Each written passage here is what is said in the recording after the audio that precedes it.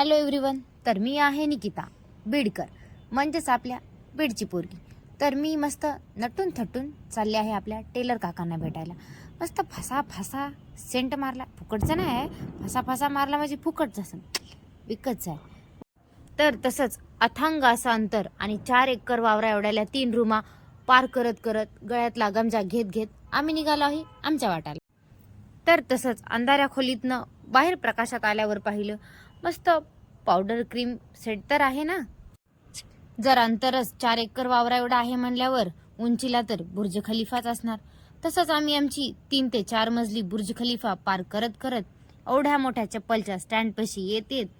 त्यातली लोकांची चप्पल नाही, स्वतःची चप्पल घेतली, पायात घातली आणि आमच्या इथं रूल आहे तो म्हणजे गेट लावण्याचा.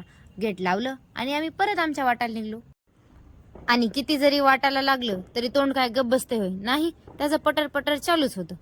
मग तसंच या पाटीकडे बघून विचार आला, काय बीड आहे राव आपलं, संभाजीनगरला जायची पण गरज नाही, त्यांची पण पाटी चोरून बीडमध्येच आणली. विषय आहे का. तसंच चोरी चपाट्याचा विषय चालू असताच समोर बघतो तर दिसतंय काय, अरे देवा, बीडमध्ये तर आता आत्माचे पण स्वतःचे घर आहेत, पण आपले घर नाहीत राव. पण म्हणलं जाऊ द्या, असू द्या, जास्त चर्चा नको. उगाच त्यांना समजलं आपल्याच पार्टीतली एक पोरगी बाहेर गेली तर उगाच यायची माझा पाठलाग करत, रिस्क नको बाबा. तसंच सगळे विषय सोडून आम्ही आलो काकांच्या दुकानीमध्ये. आम्ही आमचं काम केलं आणि परत आमच्या परतीच्या प्रवासाला निघलो. निघताच गल्ली बळने जाता जाताच एक सुंदर अशी गल्ली दिसली. मग काय केला कार्यक्रम चालू. कार्यक्रम म्हणजे आपल्या रील्सचा हो. धडाधड 2-3 रील्स काढल्या आणि परत परतीच्या प्रवासाला निघलो. तर आजच्यासाठी एवढंच बास.